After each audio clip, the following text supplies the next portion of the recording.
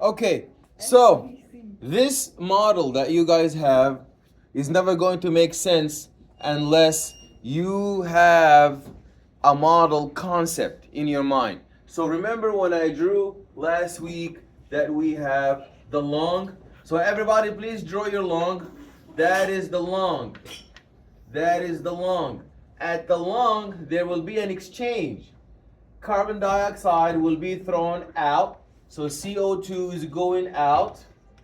And we're going to bring in oxygen, O2. Is that clear? Then, when the oxygen is entered into the lung, this oxygen is exchanged at the pulmonary capillaries, and then you would have a conduit or a vessel, a blood conduit,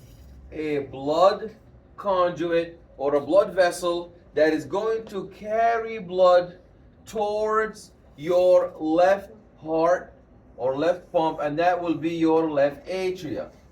So first we're going to go to the left atria, and since we are heading toward the heart, somebody is speaking while I'm talking. If we are heading through the heart, to the heart, is that an artery or a vein? Vein. That's a vein, excellent. And since it has something to do with the lung, what do we call it? Pulmonary something. Pulmonary vein. So that's a vein who is pulmonary. That's a pulmonary vein.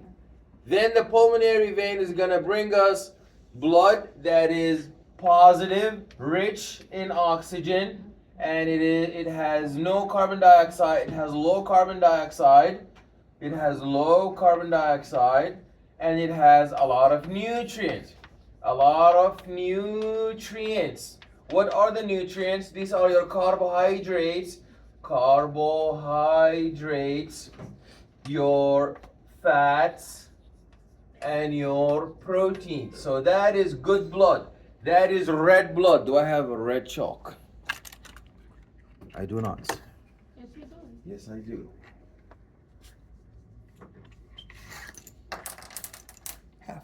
Just half.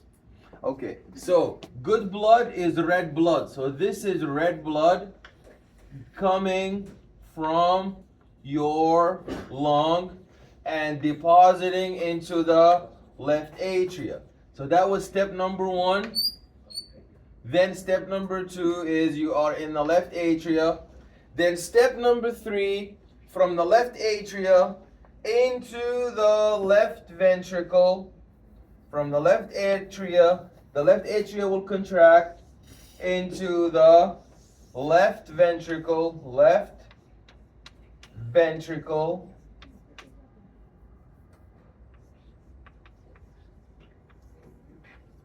And there is a mediator in the middle. There is a 2-cusp valve right here. It has 2 cusps, known as the mitral valve. Why did they call it the mitral valve?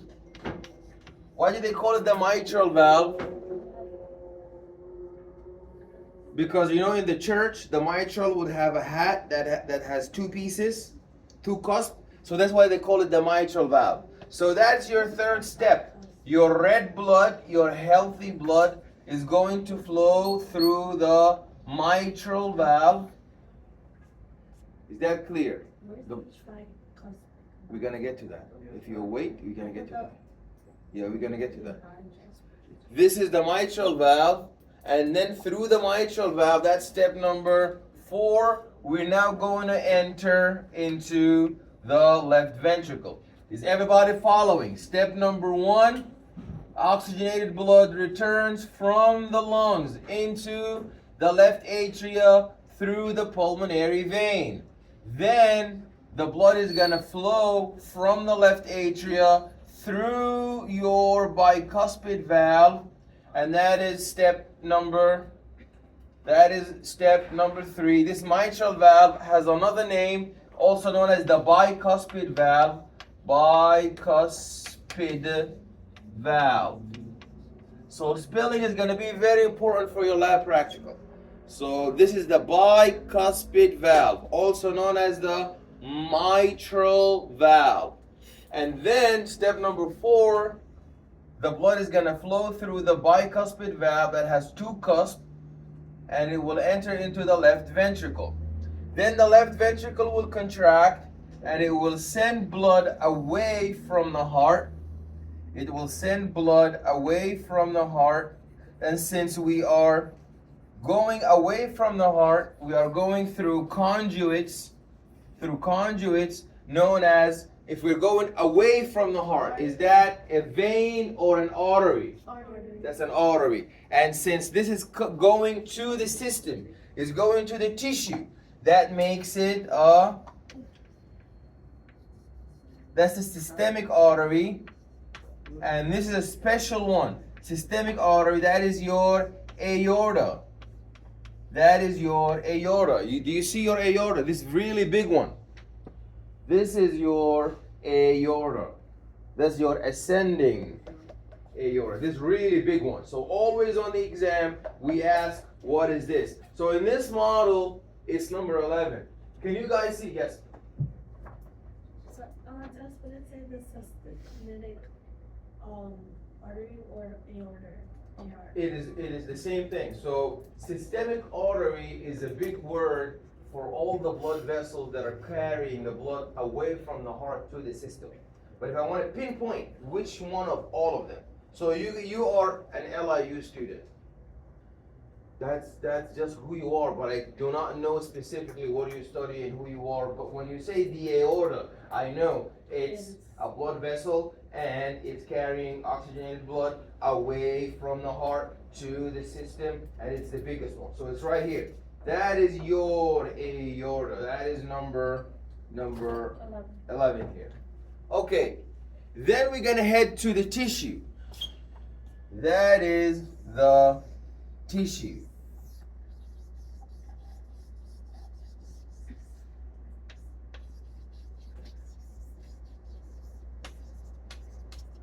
These are nuclei. That's tissue. These are nuclei. And we have different kinds of tissue.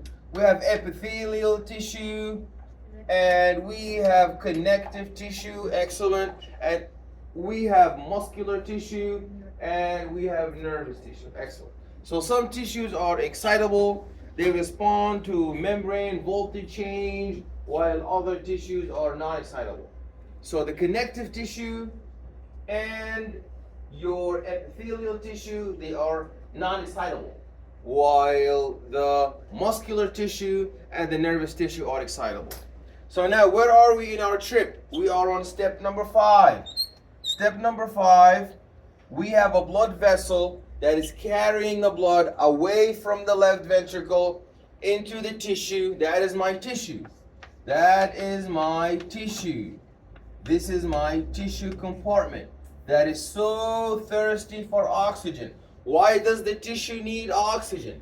The tissue needs oxygen. We talked about this in the lab when we did the oxidase, the peroxidase. We said that the tissue needs oxygen for oxidative. It needs oxygen for oxidative phosphorylation. Oxidative phosphorylation. We need oxygen for oxidative phosphorylation, and we also need oxygen for aerobic respiration. So then our tissue is going to have what is known as the capillaries. So the capillaries look like that. They have holes. And the capillary is actually two halves. Two halves. One half is red and the other half is blue.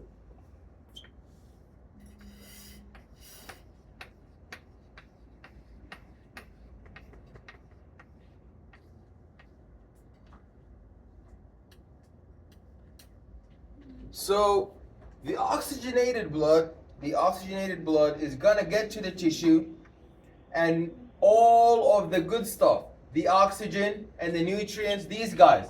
Remember we said the red blood is rich in nutrients? Remember we said red blood is rich in nutrients, rich in carbohydrates, rich in fats, rich in proteins, rich in oxygen. So all of this stuff is gonna filter out. Is going to filter out. Is going to filter out. Is going to filter out. All the oxygen is going to come out to the tissue. The oxygen is going to take a trip to the tissue. The tissue will use the oxygen for oxidative phosphorylation, for aerobic respiration, and all of the nutrients are going to be oxidized to give us ATP. Then the tissue is going to send all the waste in blue, all the bad blood, all the carbon dioxide, all the waste is going to return into the blue side of the capillary. Okay? And then you're going to have vessels carrying blue toxic metabolic waste, carrying blue blood to these are known as your vena cavas, to your left, to your right atria, to your right atria. So can you guys find your right atria? This one, that is your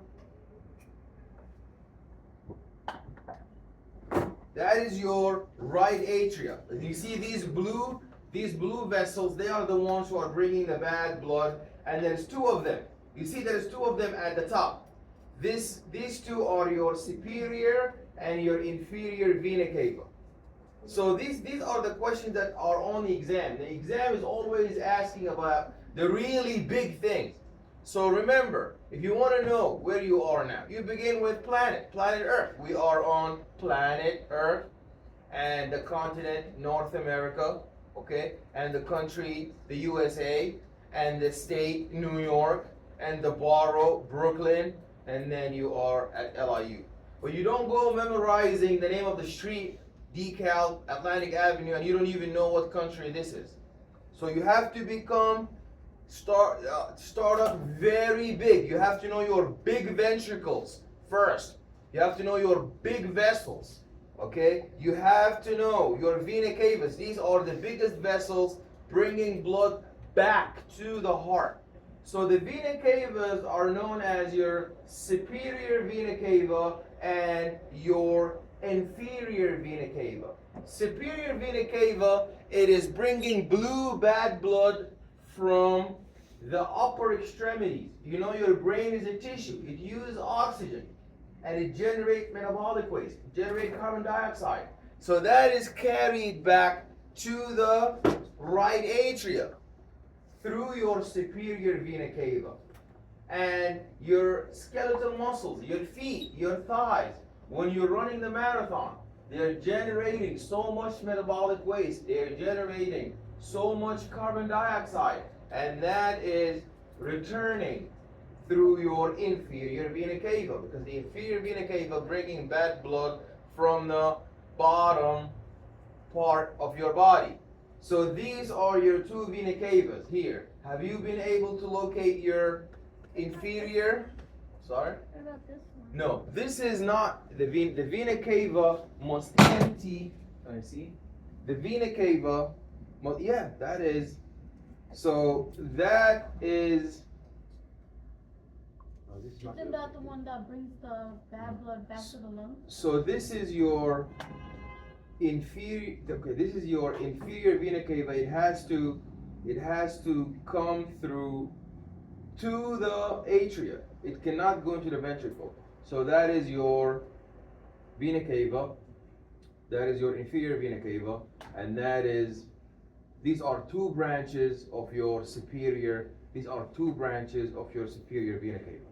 So they. Okay. So what is this? You always have to identify the really big chamber. Identify the really big chamber. That is the atria.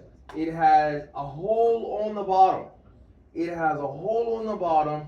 That is your Inferior vena cava? that is your inferior vena cava.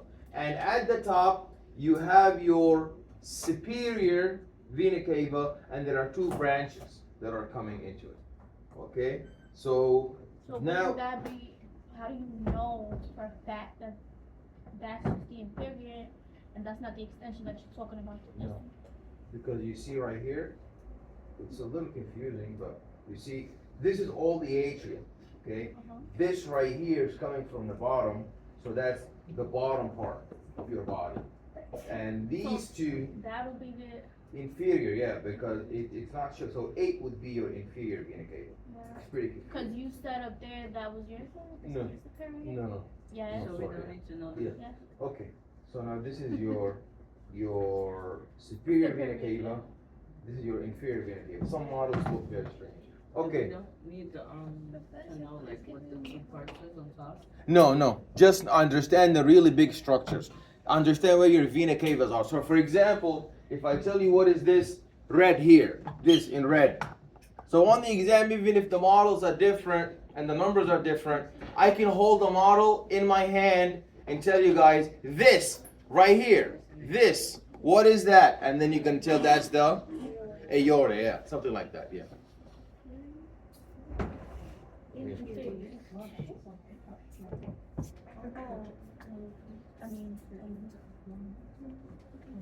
So, but what's this? There's a piece. Okay, so now the right atria is going to pass. Okay, where are we in the trip now? We did step number 5. Step number 6, you are at the microcirculation. That is the microcirculation, where there is an exchange of blood, and your capillary. This is the capillary microcirculation.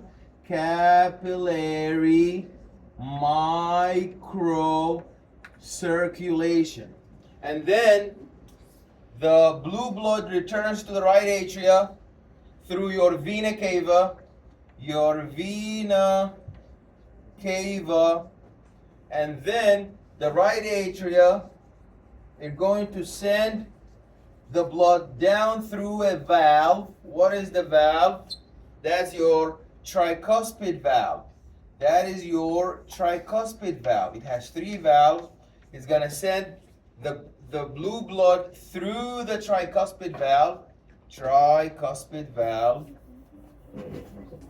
That is your tricuspid valve. That is your tricuspid valve.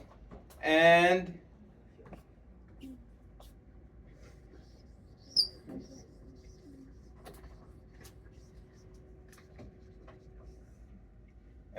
the blood is going to go through the tricuspid valve into the right ventricle. Right ventricle. So the blood has now arrived.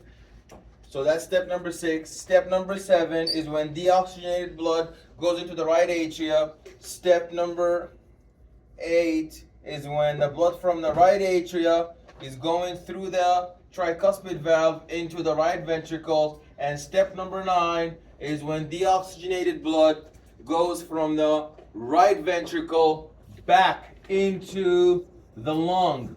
Back into the lung in order to be oxygenated and for carbon dioxide to be removed. And since it's going away from the heart, that is going to be an artery, and it's carrying deoxygenated blood to the lung. So that is pulmonary. That is pulmonary artery. So this is a conceptual, this is step number 10. This is a conceptual map that will help you understand this model. Now, you don't ask the question earlier. What is the atrioventricular valve? What are the semilunar valves? The atrioventricular valves, from the name, the atrioventricular valve is between the atria and the ventricle on both sides. So on the exam, if I asked you what is that valve and you say atrioventricular valve, that's half a point. That is half a point. Because we have two of them. We have a left atrioventricular valve and a right atrioventricular valve. But when you say that this is the bicuspid valve, then that's my left atrioventricular valve. You have pinpointed it. Now there is no more ambiguity. There is no more discrepancy. And when you say on the right, you have the tricuspid valve, then I know that's on the right side. That's the tricuspid valve. And we have another set. So we have two sets of valves. These are known as the atrioventricular valves. Then we have another set. That set is known as semilunar valve. Semilunar valve. So the semilunar valve are usually coming out. They're away from the ventricle. So we have semilunar valve right here between the left ventricle and the tissue. And the semilunar valves are always tricuspid. The only bicuspid valve is your mitral valve in the left side of the heart. And even that is obsolete.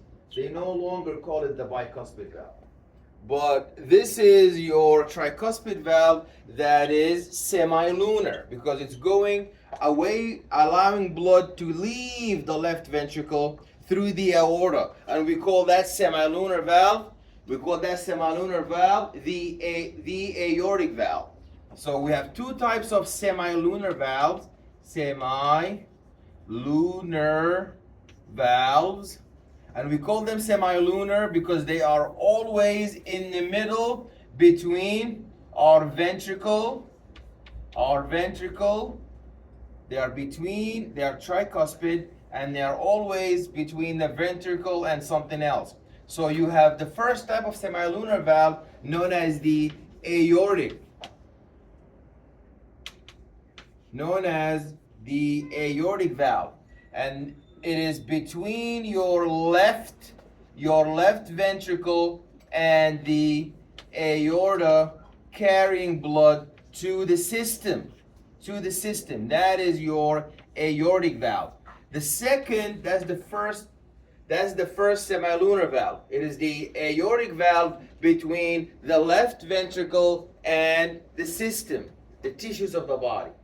The second type of semilunar valve is your pulmonary valve. The pulmonary valves are found also between the right ventricle and the pulmonary artery. So they are right here. And these are known as the pulmonary valves. Pulmonary valves.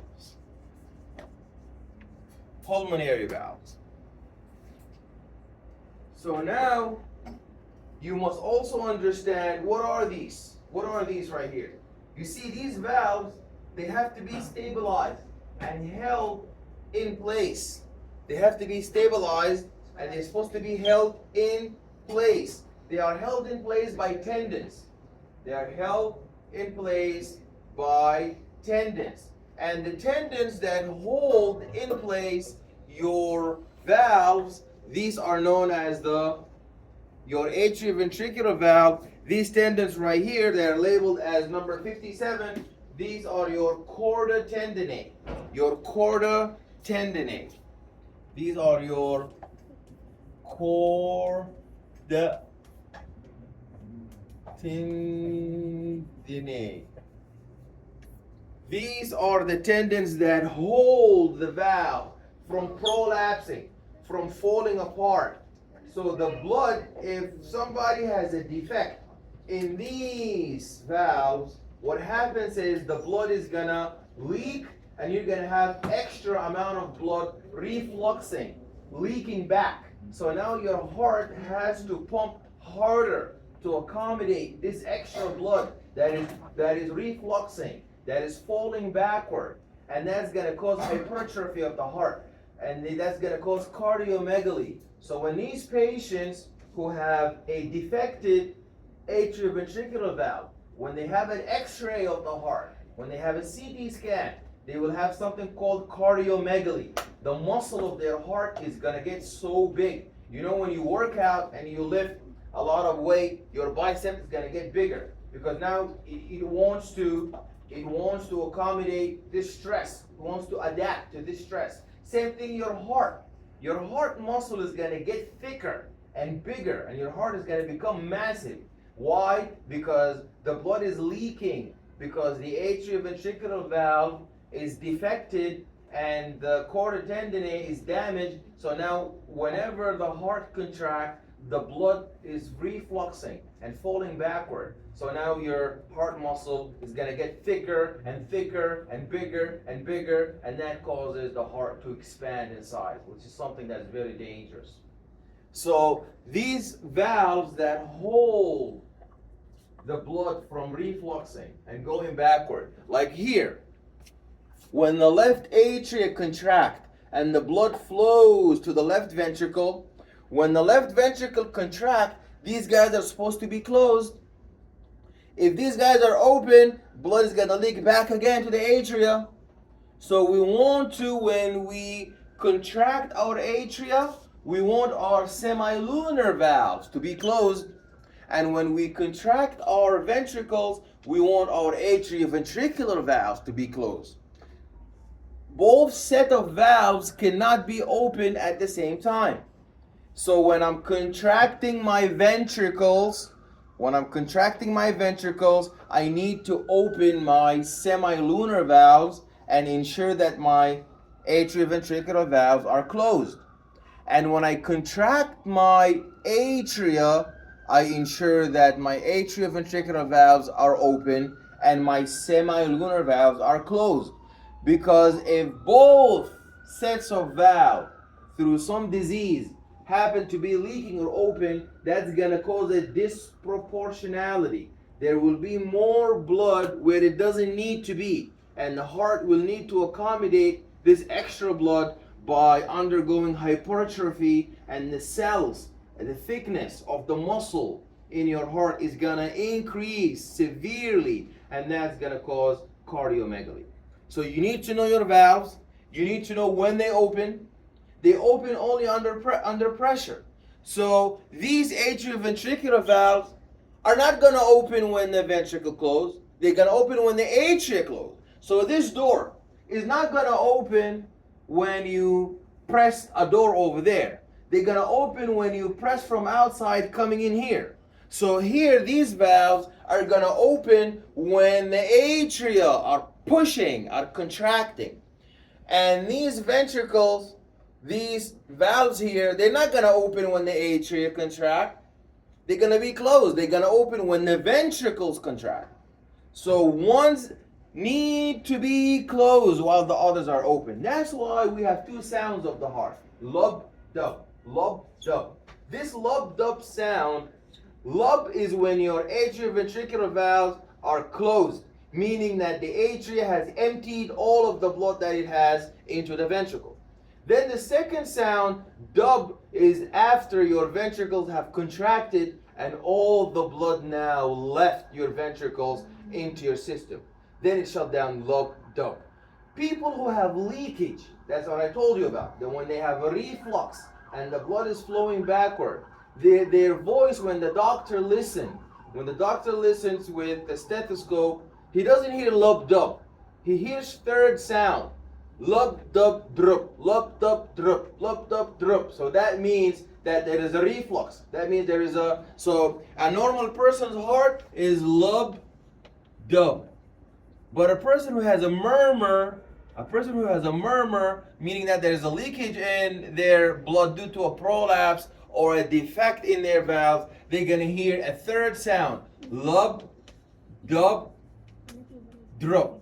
Lub, dub. So they're going to have three sounds, meaning that there is some overlap with these valves. So please hold your model. Examine your model. Try to make sense of these vessels and the chambers. I don't want to be talking all the time, but you have to understand the concepts. Otherwise, you will never understand the model. You're just gonna look at things. So now in your mind you're seeing, oh, I see. Red, that means oxygenated blood flowing away from the heart, going to my tissue. Blue, oh, that's deoxygenated blood. So it's either coming back from my body or returning to the lung. Red, so that's how you have to examine. And then examine your valves. And these valves are held in place by tendons. These tendons known as the chorda tendineae. And the chorda tendineae is hooked to the base of your ventricle with a muscle known as the papillary muscle. So the structure looks like that.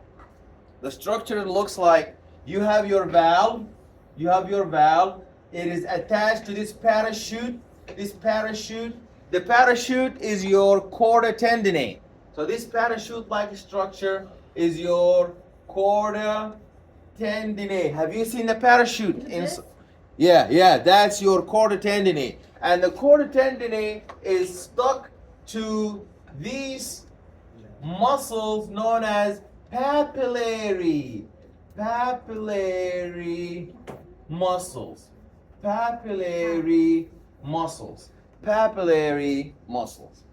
Okay? Alrighty. Yes. Okay, so please examine your model. Wait, no, why are you leaving? Why are you going away? I still have a question. Okay, what's the question? You don't post this, right? Post it. Lecture? Yeah.